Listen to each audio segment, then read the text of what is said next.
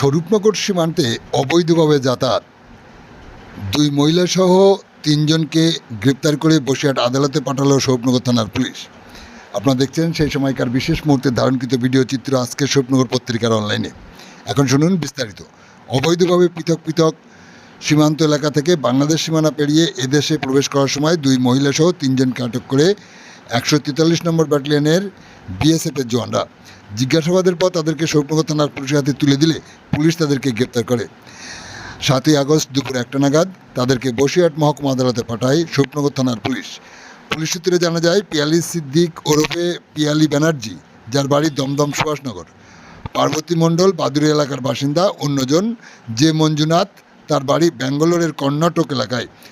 তারা বাংলাদেশ থেকে অবৈধভাবে এদেশে আসছিল। আজ স্বরূপনগর থানার পুলিশ পরবর্তী আইনি পদক্ষেপ গ্রহণ করার জন্য তাদেরকে বসিরহাট মহকুমা আদালতে পাঠায়। আপনারা দেখছেন সেই সময়কার বিশেষ মুহূর্তে ধারণকৃত ভিডিও চিত্র আজকের স্বরূপনগর পত্রিকার অনলাইনে। আমাদের সাথে থাকুন, দেখতে থাকুন।